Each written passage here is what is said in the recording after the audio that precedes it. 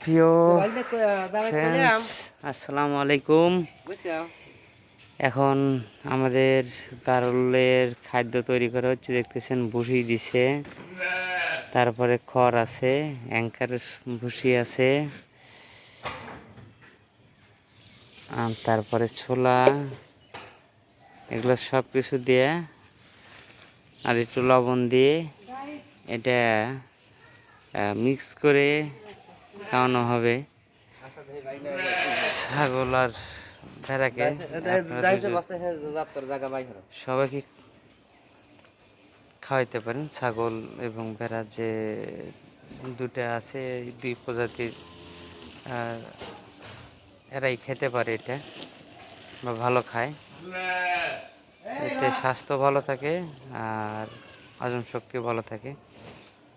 মানে বিশেষ করে ছাগলের তো পিপিআর হয়। পিপিআর হলো ছাগলের মারাত্মক একটা ব্যাধি।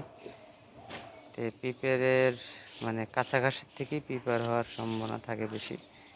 ন্যাচারাল যে ঘাস খায়, অনেক সময় দেখা যায় যে ঘাস খেয়েই সমস্যা হয়। তো এটা খেলে সমস্যা হয় না, এটা মোটামুটি ভালো, হজম ভালো হয়,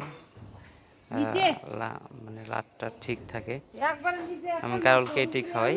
আপনারা চাইলে এরকমভাবে খড় কাটিং করে নিয়ে, দেখেন এগুলো সম্পূর্ণ খড়, দেখা যাচ্ছে ভুসির মতো, কিন্তু খড়। এর সাথে এই দেখেন, দেখছেন, এই যে খড় মিক্স করে এর সাথে পানি দিয়ে ভিজে তারপরে গারলকে খেতে দেওয়া হয়।